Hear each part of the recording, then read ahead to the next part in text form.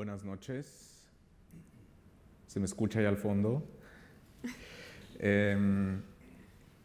Bienvenidos a esta presentación del piano oriental. Quisiera pedirle a nuestro técnico al fondo, Jesús, que nos ponga la imagen.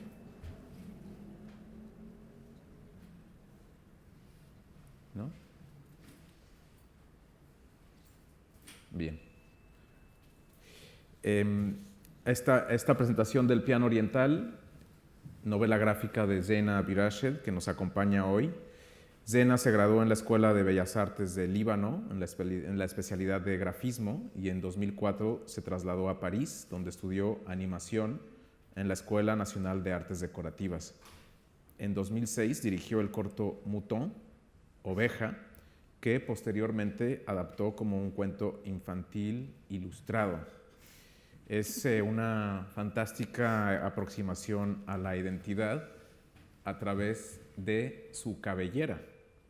Y lo hemos preparado para que también puedan ver un poquito de esto y para que también podamos entender también el recorrido de Zena. Podemos bajar un poquito las luces. No.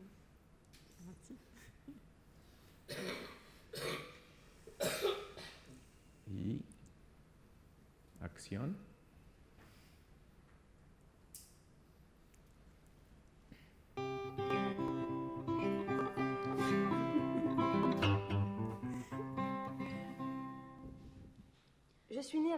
He nacido con mucho cabello en la cabeza y luego he crecido mucho, cada vez más.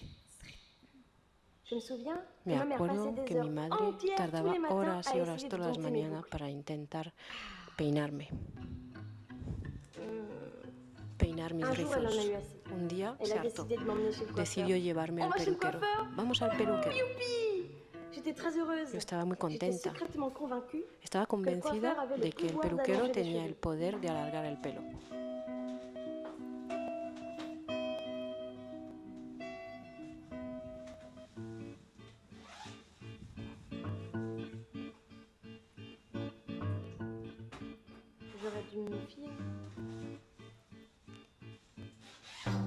No tenía que haberme confiado tanto.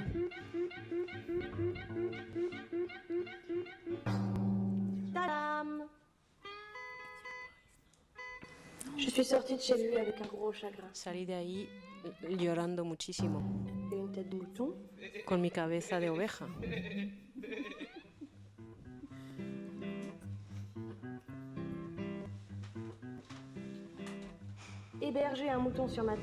Tener una oveja en la cabeza no es siempre fácil.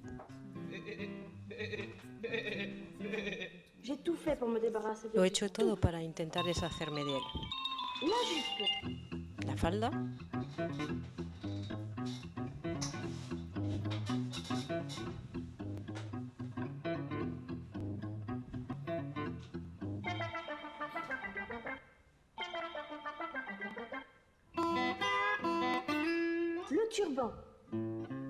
El fular.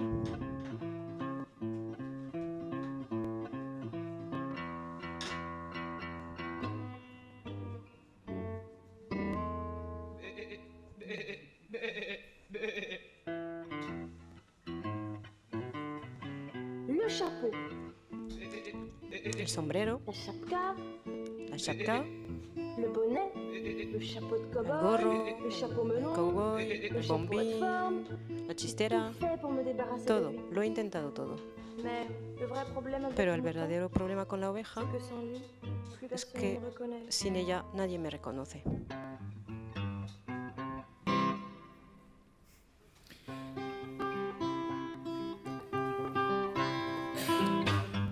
Pues hace una década de eso, 10 años, y la cabellera sigue igual de frondosa, Zena. Qué suerte, qué maravilla. Igual que yo, por supuesto, ¿no? Ese mismo año, 2006, hizo su debut en el ámbito del tebeo, del cómic, con dos obras que permanecen todavía inéditas en castellano, que son Beirut Catarsis, que recibió el primer premio en el Festival de Cómic de Beirut, y 38 de la calle Youssef Semani, 38 rue Youssef Semani. En 2007 llegó su consagración como autora de cómic con la publicación de El juego de las golondrinas, cuya imagen vemos aquí, que fue publicado en 2008 en castellano por la editorial Sin Sentido y seleccionado por el Festival Internacional de Cómic de Angulema como uno de los títulos a no perderse de aquel año. Y este libro también fue un éxito de ventas en Francia, se tradujo a una decena de idiomas, entre ellos el español.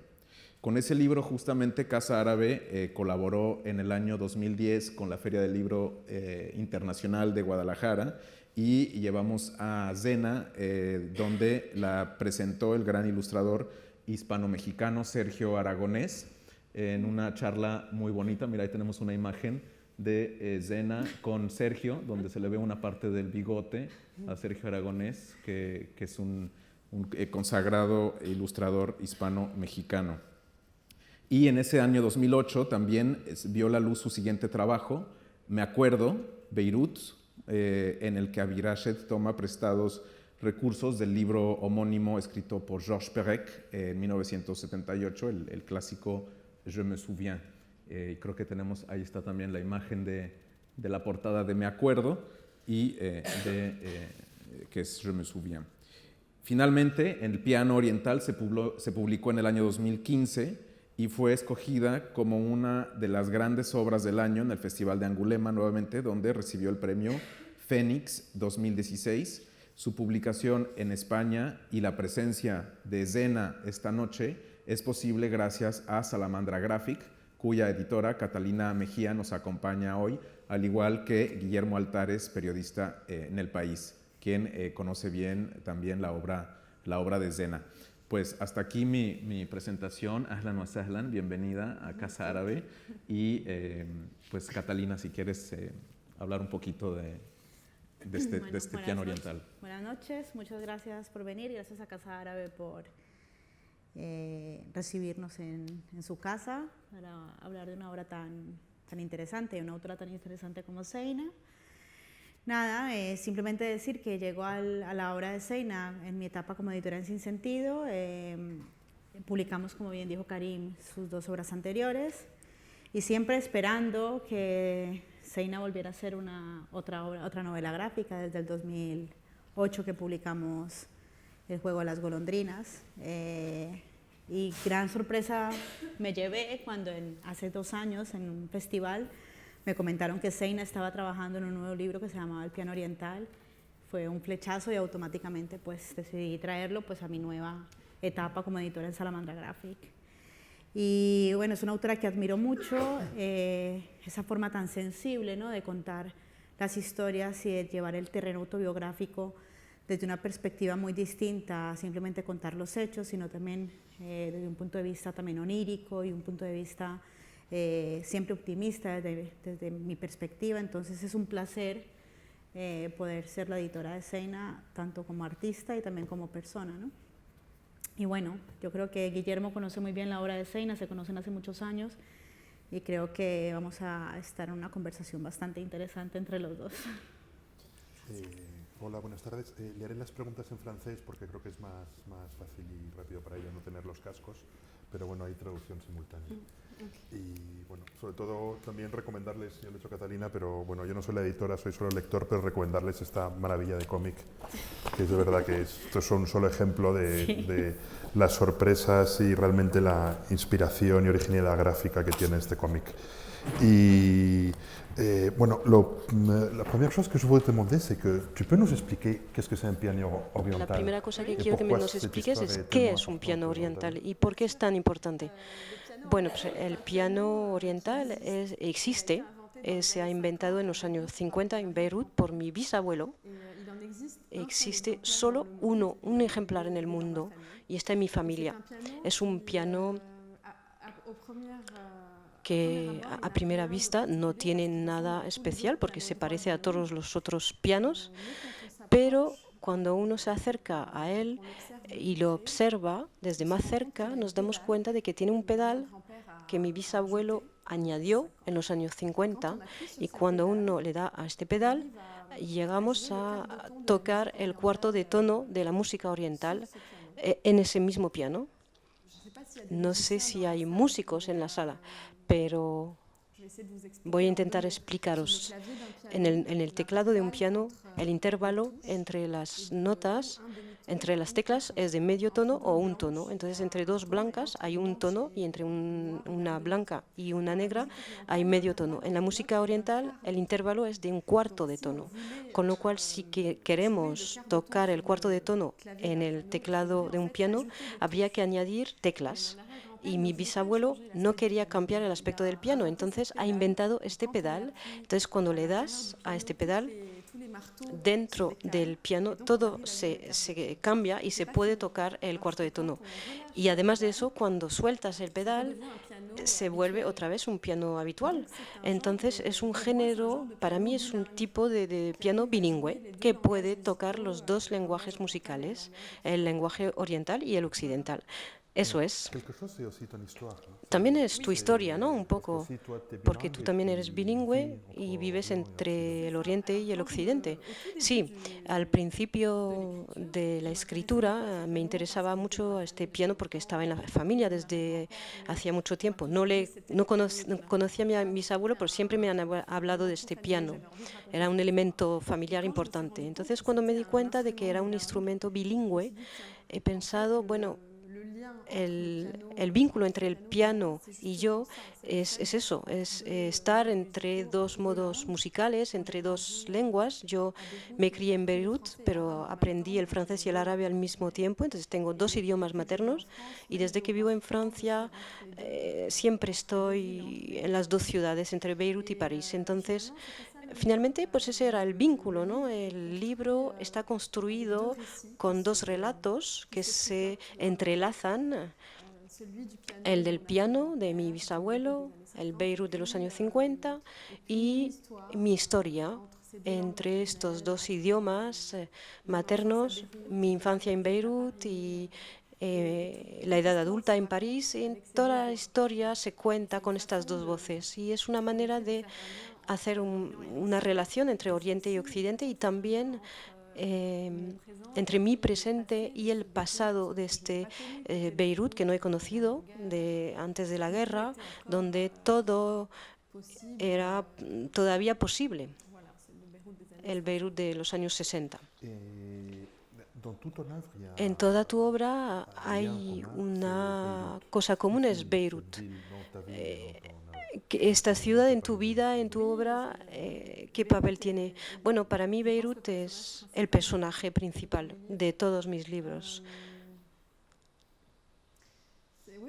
Sí, tengo una relación muy especial. Nací allí, me crié en esta ciudad cuando entonces la guerra civil ya había destruido la ciudad. Y durante mi adolescencia, pues hemos reconstruido Beirut. Entonces, el Beirut de mi niñez ha desaparecido, con lo cual ha habido muy rápidamente, he tenido las ganas de conservar una huella de esta ciudad que iba desapareciendo, el Beirut de mi niñez, de la guerra civil, y eso me ha acompañado durante muchos años. Y finalmente, ya que he vivido la guerra civil, bueno, he tenido la suerte de sobrevivir, no he tenido muchos traumas, pero lo que me ha marcado más ha sido la cuestión del territorio, el espacio y cómo cuando era niña la ciudad estaba dividida en dos.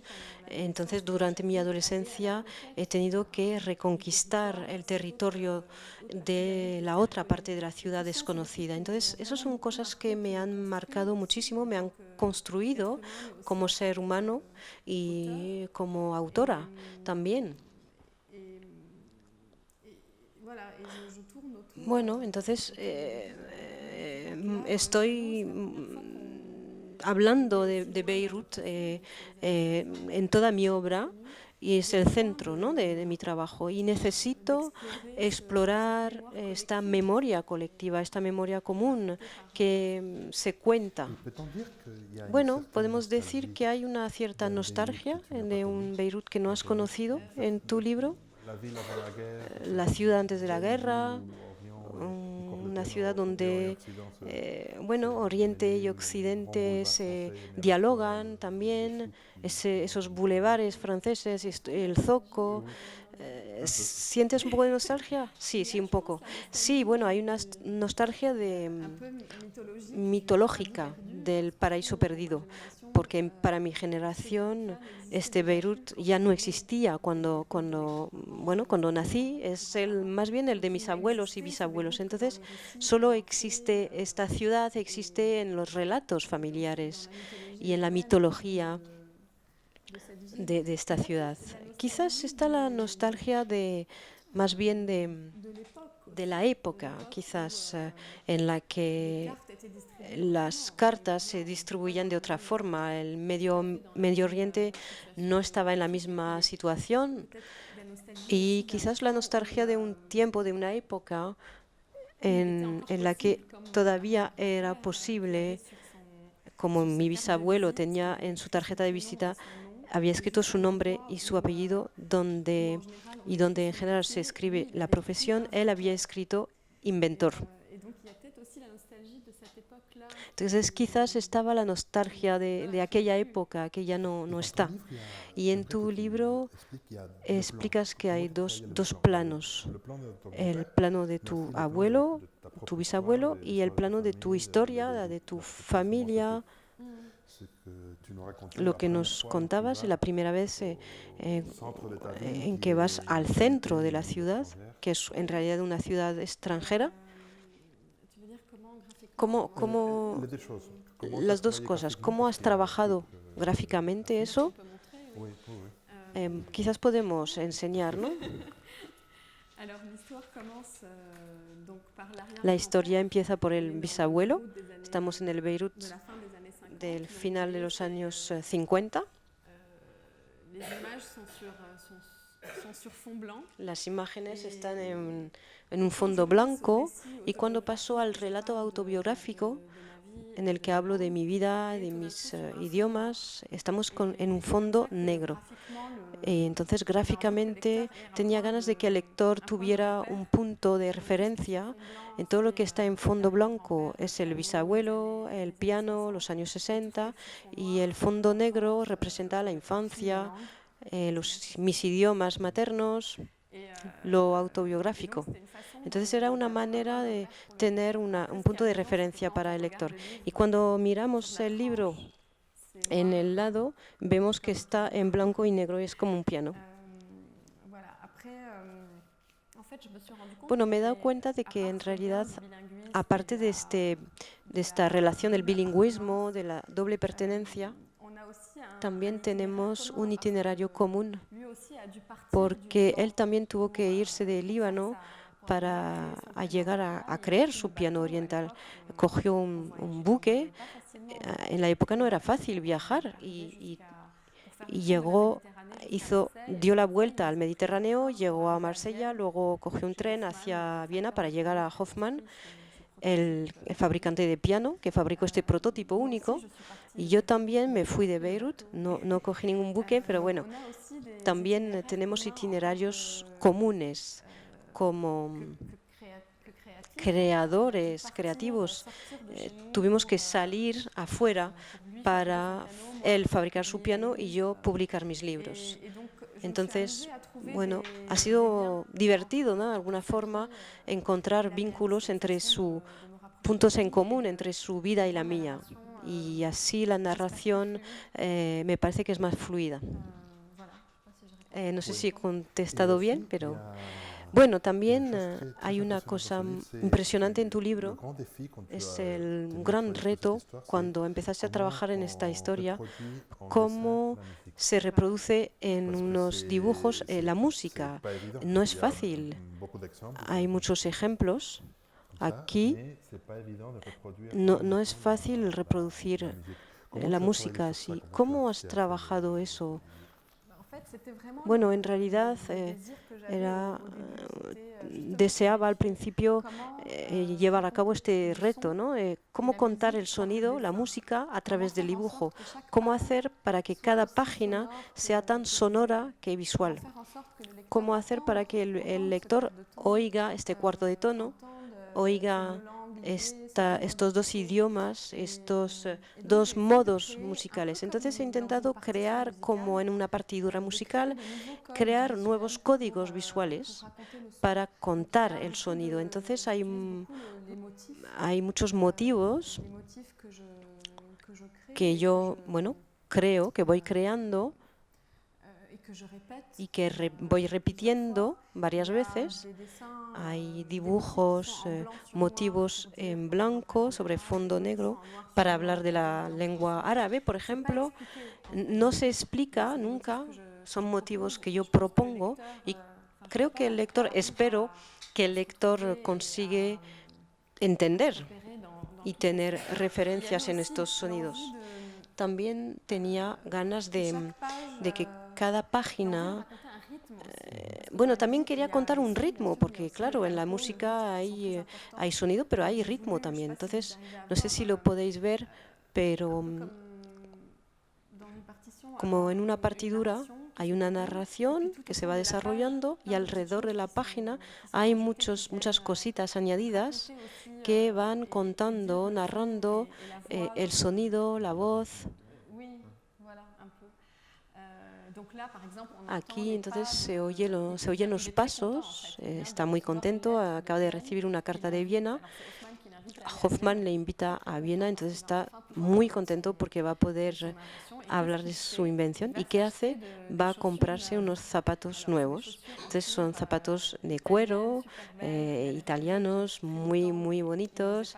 No se atrevía a comprárselos, pero ya con esta ocasión pues va a comprarlos y los lleva y sale a la calle en Beirut, en el centro de la ciudad, y como están nuevos, pues no está muy cómodo con ellos, y sobre todo el cuero hace mucho ruido en las aceras a cada uno de sus pasos. Entonces le acompaña este ruido, ¿no?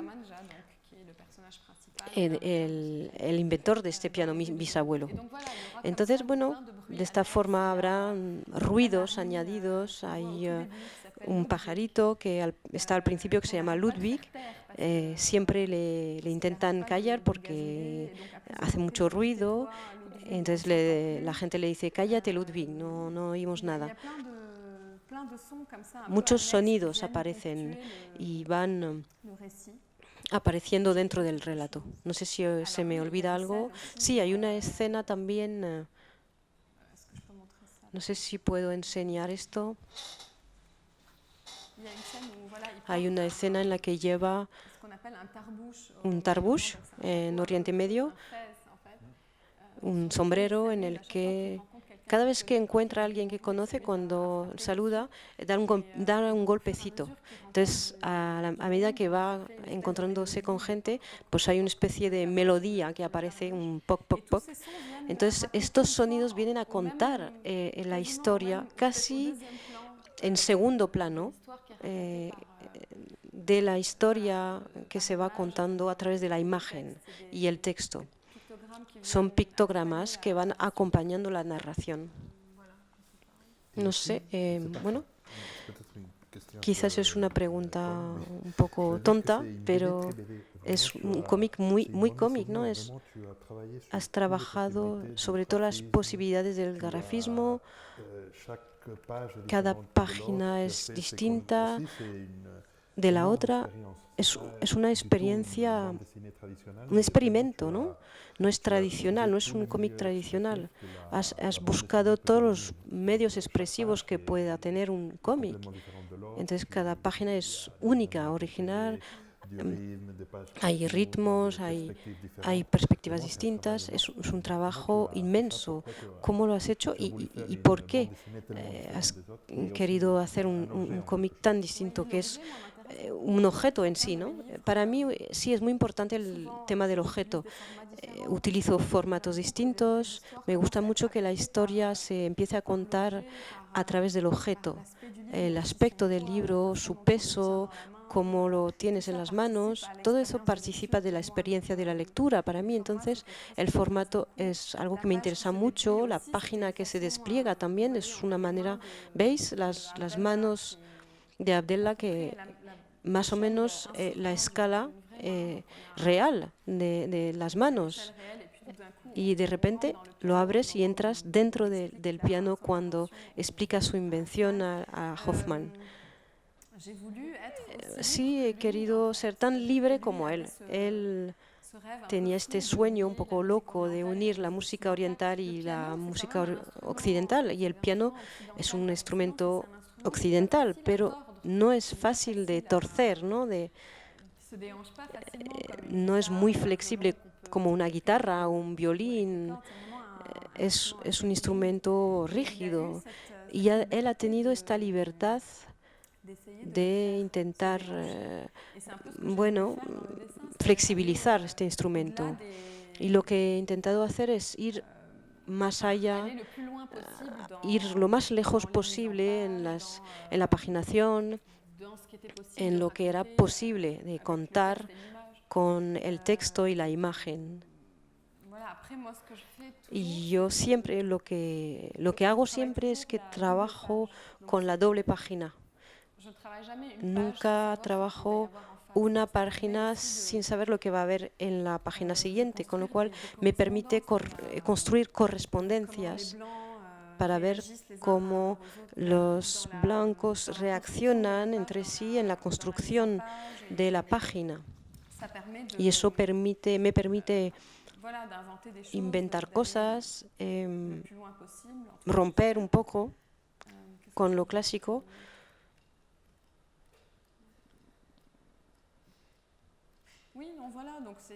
Eso es, entonces intento tener la libertad que él ha tenido en su invención. Puedes decir que el piano oriental es un símbolo y quizás necesitamos de este símbolo para poder viajar de un lugar a otro. Sí, ahora desgraciadamente es un símbolo. Lo vemos en la actualidad, lo que ocurre hoy en día. Sí, el problema es que este pedal lo tenemos, lo que pasa es que no lo sabemos. Es más fácil de lo que uno piensa y las cosas están menos alejadas y contradictorias de lo que pensamos. Entonces este pedal lo tenemos dentro de nosotros. Basta con ponerla en marcha. Cuando escribías este libro, los atentados en París, en Charlie Hebdo, en el periódico, ¿de qué manera te ha cambiado o no? Porque en este libro está el presente, ¿no? Entonces, ¿cómo te ha influenciado? Bueno, no ha cambiado la escritura del libro, pero ha cambiado quizás... Ha cambiado muchas cosas. Primero mi relación con el dibujo, porque de repente el dibujo se hacía algo cada vez más urgente. Tenía que vivir como verdadero modo de expresión. Y de hecho, el día de los atentados, cuando la redacción de Charlie Hebdo fue atacada, yo acababa de llegar de Beirut, estaba en Líbano, de vacaciones de Navidad. Y el 7 de enero estaba en el aeropuerto y cuando cogí el teléfono empecé a recibir muchos SMS de amigos, ¿estás bien? ¿Qué pasa en París? Y entonces descubrí la noticia en mi teléfono. En fin, cuento esto porque después me sentí tan trastornada, perdida en el aeropuerto, cogí un taxi y me subí en el taxi y le pedí al taxista que pusiese la radio para saber qué había pasado. Así que estaba en internet, escuchaba la radio y realmente fue un shock impresionante el enterarme de lo que había ocurrido. Y realmente, como digo, pues bueno, empecé a llorar, me sentía muy mal. Y en un momento dado el taxista se dio la vuelta y me preguntó si me encontraba bien. Y yo le dije, bueno, lo que ha ocurrido es terrible. Y me dijo una frase genial. Me dijo, ¿pero era tu familia la que trabajaba en Charlie Hebdo? Y yo dije, no, no, no. Entonces reflexioné y sí, es un poco eso. Es como si la gran familia de los dibujantes hubiese sido, de los ilustradores, hubiese sido atacada. En una ciudad que para mí es París, es una ciudad refugio, porque la violencia la asocio con mi infancia, con Beirut, y en París me sentía ligera. que de pronto se derrumbó. Así que cambió mi relación con el dibujo, que se hizo más progresivamente más intensa, una relación más intensa, más urgente para decir, para proteger, No cambió realmente la historia, porque ya iba muy avanzada, pero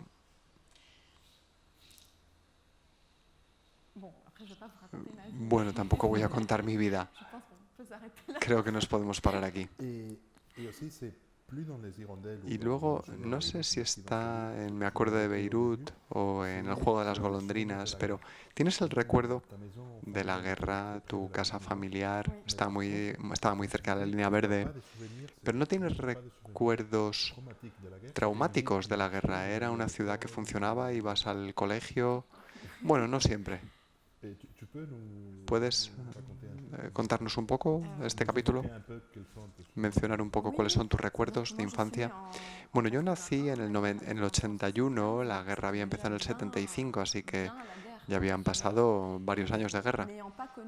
Y no habiendo conocido otra cosa más que la guerra civil durante mis 10 primeros años de vida, era lo normal. Pues bueno, nunca había conocido otra cosa. Para mí era normal no tener agua, no tener electricidad, los bombardeos. No es que fuesen normal como tal, sino que era cotidiano. Era mi cotidianidad habitual. Era muy difícil circular, independientemente de las épocas. Yo vivía en la parte este de Beirut y era complicado ir al oeste. Se iba solo si era realmente perentorio. A veces no podíamos llegar al colegio, así que estábamos en el colegio en casa. Lo que guardo de ese periodo es que había mucha solidaridad y las personas lograban apañarse entre ellas para, bueno, pues por ejemplo, para que las cosas funcionasen. Si alguien conseguía gasolina, pues llenaba bidones y compartía. Realmente había toda una red paralela donde las personas se ayudaban entre ellas. Y en Beirut, la primera vez que fui a Beirut Oeste, a Beirut Occidental, cuando puse el pie por primera vez allí, está a 500 metros de mi casa, es decir, no está lejos físicamente, pero es un lugar que no conocía, puesto que había sido prohibido durante toda la guerra civil. Yo tenía 11 o 12 años la primera vez. Así que cuando llegué, tuve la impresión de estar en el extranjero, hasta el punto de carecer de referencias y no conocer la ciudad. Y era tanto así que durante 2 días no logré hablar ni árabe ni francés. Era como si tuviese que hablar una lengua extranjera, puesto que estaba en un país extranjero. Y durante 2 días hablé inglés con todo el mundo. Bueno, en los ultramarinos, con todas las personas con las que me encontraba. Fue un auténtico shock. Realmente perdí mis 2 lenguas maternas. No duró mucho, por supuesto, porque a partir del momento en el que empecé a tener referencias en la ciudad y a sentirme un poco en mi casa, porque eso es lo que estaba en juego en el territorio. Tenía que transformar un territorio enemigo y prohibido, en todo caso, en algo familiar y acogedor. Y a partir de ese momento, el francés y el árabe, mis 2 lenguas maternas, volvieron. Y también era eso la guerra, no era solo los bombardeos, los muertos, los heridos. Era también esta cuestión siempre planteada de quién soy, dónde estoy y cómo situarse respecto del territorio y las cuestiones de identidad. Y por eso también está reflejado en mi trabajo, muy presente. Y además también entiendo que la crisis de los refugiados, que ha afectado mucho al Líbano, 1/4 de la población, sí. Efectivamente, y en Francia ha tenido un protagonismo enorme esto. Entiendo que tú tienes una perspectiva muy diferente respecto de personas que no lo han vivido. Sí, supongo, en Líbano es extraordinario lo que ocurre, porque no tenemos los medios de acoger a los refugiados sirios como nos gustaría, porque son muchos y el Estado, bueno, pues no tenemos presidente de la República, no sé si lo saben, es un detalle, es un poco caótico,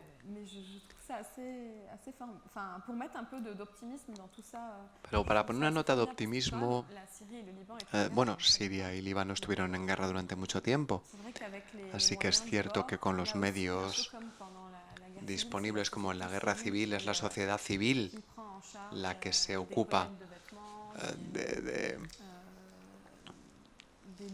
muchísimas cosas, de los lugares de acogida para los refugiados, etcétera. Hay todo un sistema paralelo en marcha y es algo que me parece bastante increíble, aunque no funcione tan bien como debiera. Pero sí, el concepto de refugiado, por supuesto, yo lo veo diferente. A nuestra escala, durante la guerra civil, vivimos en muchos lugares diferentes. A veces estábamos refugiados en nuestro propio país o en regiones que no conocíamos. Es algo que me llega profundamente, el irse de la propia casa con una mochila y tener que inventarse una nueva vida en otro lugar. Mejor que no me mueva. Volviendo a Beirut, naciste en una ciudad destruida y luego creciste en una ciudad en construcción, luego algunos barrios se destruyeron. Más tarde, en 2006, y la última vez que estuve, realmente es el boom inmobiliario. Sin embargo, te has trabajado mucho sobre el viejo Beirut, así que me imagino que también has tenido mucha documentación o cómo has hecho. ¿Tus abuelos te contaron cosas? ¿Es un auténtico Beirut? ¿Es un Beirut que te imaginas? ¿En el Piano Oriental, en concreto? No, es un Beirut que he ido a buscar, así que creo que está bastante cercano a la realidad porque me documenté con archivos de vídeo, de fotos.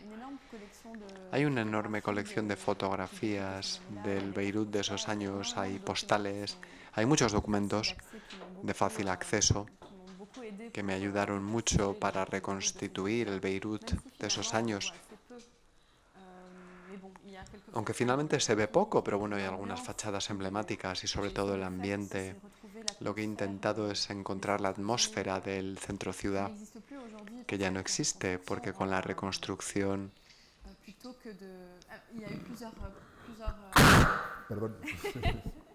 Perdón.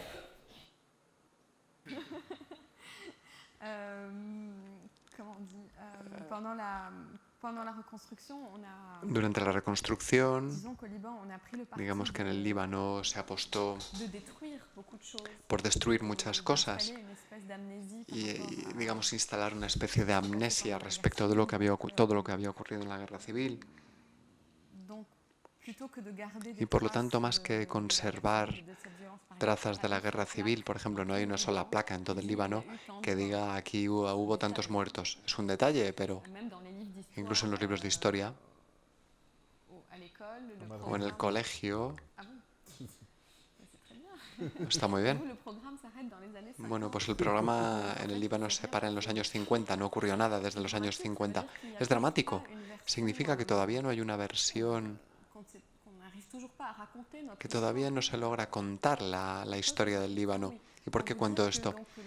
Para decir que el centro de la ciudad, que antes era el pulmón de la ciudad, con todas las plazas, los zocos, los cines, toda la circulación, y se puede imaginar uno el ruido, la densidad de la población, una ciudad oriental con un vendedor de cacahuetes, en fin, todos esos ruidos. Intento reconstruir ese Beirut, la banda sonora de ese Beirut. Ese Beirut que nos falta, lo echamos de menos, porque es como si hubiese habido un salto. Realmente nos saltamos directamente una casilla. Del Beirut destruido hemos pasado a la superconstrucción moderna, como viste la última vez, vitrinas de lujo y de modernidad, pero que de hecho no pertenece a los habitantes de Beirut, porque pocos pueden pagarse esos barrios que son muy bonitos, pero que son más bien un escaparate de lujo que lugares de vida real. No hay un centro de ciudad, efectivamente. Lo que era el centro y que servía de, por así decirlo, de foro central, donde las personas se mezclaban, ha dejado paso a barrios, estancos entre ellos, y se pasa de un barrio al otro, pero no hay mezcla, digamos. Hay poca mezcla. Y por lo tanto, yo quería reconstruir ese Beirut de los años 60, que tal vez no era mejor en el fondo, pero que, en todo caso,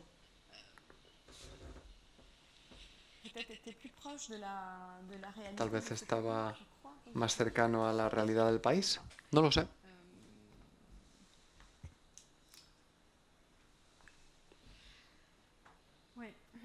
Sí. Antes de dejarle la palabra al público para las preguntas, en tu historia, yo creo que en todos los libaneses que he conocido hay un enorme optimismo. Sí, claro, obligatoriamente. Es como si, hubiese siempre fuerzas para continuar y para empezar desde cero. Esto es algo que está en tu libro, pero ¿crees que es una característica muy libanesa? No lo sé si es del Líbano o de personas que han tenido que establecer un reflejo de supervivencia durante mucho tiempo. Porque hasta ahora incluso el humor es la mejor forma de resistirse a todo, a la violencia, a la destrucción, a lo insoportable. Y para mí es eso, en mi vida, en mi trabajo, el humor es un dique contra la barbarie.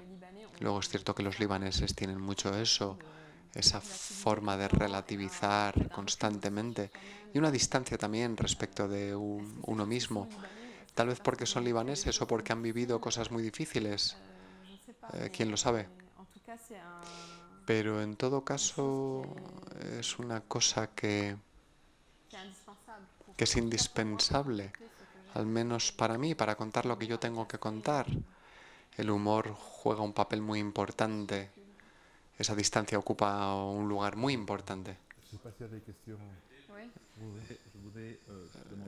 Querría preguntarte por las onomatopeyas. Creo que realmente están muy bien trabajadas, muy bien elegidas. Son muy particulares, además muy precisas, y corresponden además a esta cultura de la que vienes.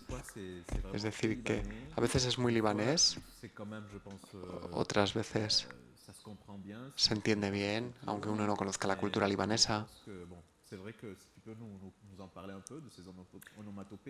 ¿Puedes hablarnos un poco de esas onomatopeyas, si realmente piensas en ellas específicamente? Porque desde hace algunos libros te digo que esas onomatopeyas están allí, a mí me hacen mucha gracia, me parece que hacen parte de tu sentido del humor. Sí, tengo un problema con las onomatopeyas. Mi vida está llena de esos sonidos. Por ejemplo, aquí me voy imaginando sonidos. No, bromeo, pero es algo que me divierte mucho, el imaginar el sonido de las cosas. Luego en el piano oriental he intentado encontrar onomatopeyas típicas del Líbano. Algunas son más árabes que francesas. El traductor ha tenido que divertirse mucho para encontrar esto, adaptar esto. A mí me fascina bastante me fascina el dibujo, pero también el sonido. ¿Cómo contar cosas con el sonido? Pienso, por ejemplo, en la película Jacques Tati, o en Mi tío, o en Playtime. Casi no hay diálogo. Las personas no se hablan, pero toda la historia la cuenta el ritmo de los pasos en el suelo, en la tarima o un armario que se abre y se cierra. Ruidos anodinos de lo cotidiano, la olla express, los pasos que ya he dicho, el sonido de la ciudad, el bus, todas esas cosas que nos rodean y que ya uno deja de escuchar porque hacen parte del fondo sonoro. Me divierte mucho abrir el oído a ello. ¿Por qué? No lo sé, tal vez me tendría que psicoanalizar para saberlo, pero es un buen vehículo, una buena forma de contar las cosas. En el libro anterior, El juego de las golondrinas, la guerra, por ejemplo, nunca es representada, nunca es dibujada. Sin embargo, existe en el libro a través del sonido. Era una apuesta para no mostrar frontalmente la guerra, sino hacerla entrar subrepticiamente en lo cotidiano a través del sonido. Es también un medio, por lo tanto, de contar una historia y de transmitir a veces cosas que no se pueden decir ni con la imagen ni con el texto. Yo también, como Guillermo decía antes, con esta nostalgia de un lugar desaparecido, creo que no es solo un lugar, es también un estado anímico, es un esfuerzo auténtico por entrar en una memoria que tiende a desaparecer. Y antes de entrar en la sala hablábamos de Alepo, y Zeina tuvo la suerte de ver Alepo antes de su destrucción, y decía exactamente eso, que es increíble. Le decías a tus padres, a tu madre, es como el Líbano antes de la limpieza o de la reconstrucción. Lo habían conservado todo, estaban todos esos zocos, esa riqueza, pero efectivamente es una memoria que queda barrida, que se borra. Y si no me equivoco es un esfuerzo por hacer revivir esta memoria también para las personas que no tienen ninguna oportunidad de conocerlo. Sí, está en el arte y en la literatura, donde se enganchan las cosas unas a otras y se hace ese trabajo de memoria. Y efectivamente ese trabajo de memoria, bueno, yo dibujo por eso. Es decir, que siempre me ha parecido un medio apasionante. Pero si no hubiese contado esta historia, habría contado otra, habría sido arquitecta o algo. Las ganas de contar efectivamente provienen de eso, de hacer ese trabajo de recomposición de la memoria, de guardar trazas, de establecer vínculos, pero no solo nostálgicos, sino hacer un vínculo con esas épocas. Finalmente me gustaría plantearte esta pregunta que también me plantean a mí a veces. Esta identidad mixta, compuesta, bilingüe, trilingüe, ¿es cómoda? Depende. ¿Y para ti? Depende. A veces depende de lo que uno haga de ello.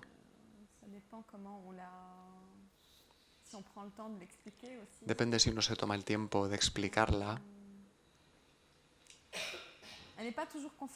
No siempre es cómoda, pero es el lugar donde me gusta estar, donde prefiero estar, es mi lugar.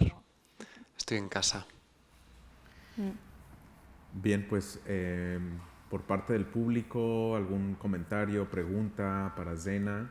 Pues si quieren leer las aventuras de Abdallah Kamanja, del piano oriental, afuera está el libro, lo pueden comprar, se los puede dedicar Zeina, aprovechen porque no está en Madrid todos los días. Y pues muchísimas gracias a la editorial Salamandra por hacer posible la presencia de Zeina aquí, a Catalina Mejía, Guillermo Altares por supuesto, y a la gran Zeina Avirached. Muchas gracias, hasta pronto.